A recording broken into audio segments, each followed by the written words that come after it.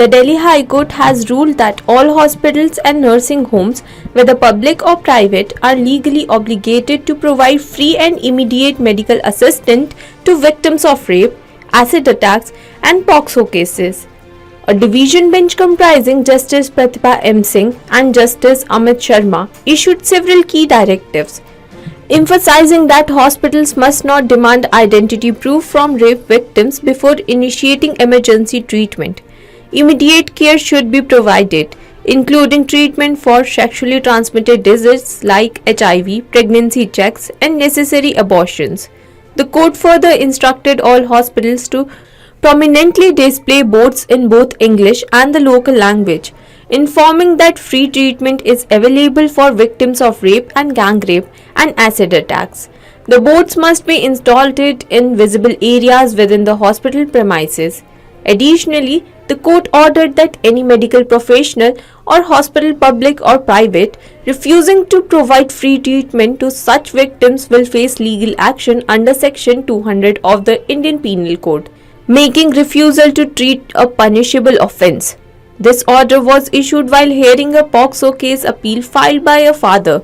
The bench noted that despite legal provisions and guidelines from the Ministry of Health and Family Welfare, victims often struggle to access free medical care and long-term assistance.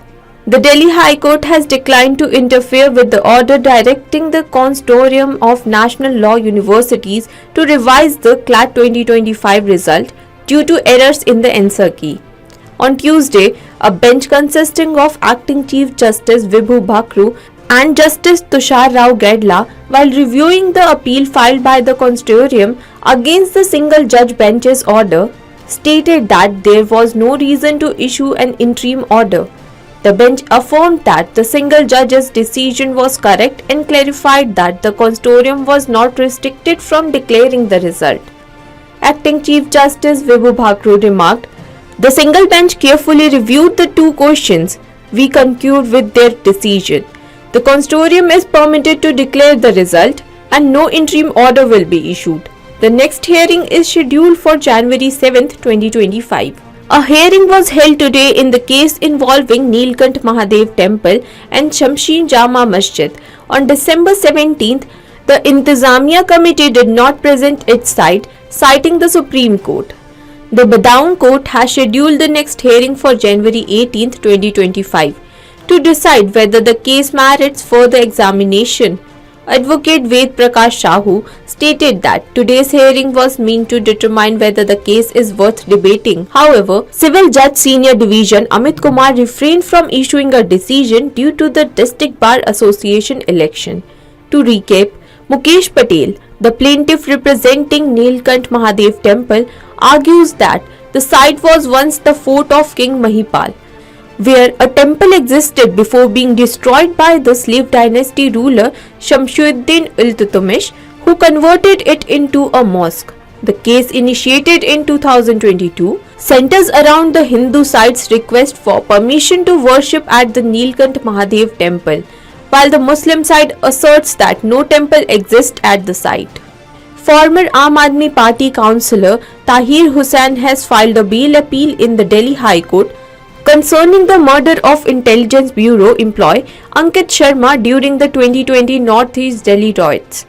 Justice Anup Kumar Mendirata has directed the Delhi police to respond to Hussein's bail petition. Hussein's bail request was rejected by the trial court on December 3rd, citing no change in circumstances. In his appeal to the High Court, Hussain argued that the trial court ignored established bail principles, particularly given his prolonged detention and the unlikely prompt conclusion of the trial.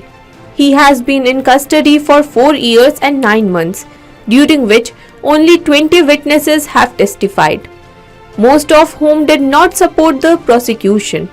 Hussain also pointed out that other co-accused individuals facing lesser charges have been granted bail. As a result, the court has issued a notice to the Delhi police for their response.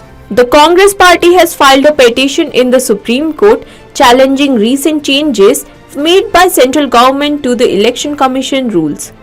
Congress General Secretary Jairam Ramesh is contesting the amendments to the Conduct of Election Rules 1961, arguing that they undermine the integrity of the electoral process. The changes were made following recommendations from the Election Commission of India, with the Union Law Ministry amending the rules to ban public access to electronic documents such as CCTV footage, webcasting, and video recordings of candidates in order to prevent misuse.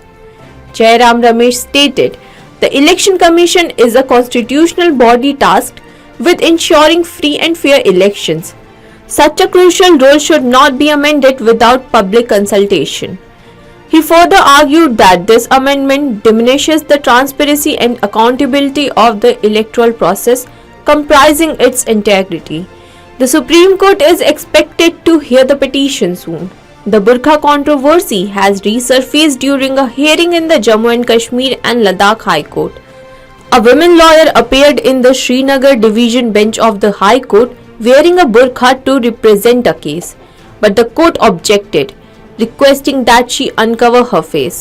The lawyer refused, citing it as her fundamental rights. The court then asked Registrar General for clarification on the dress code rules for lawyers.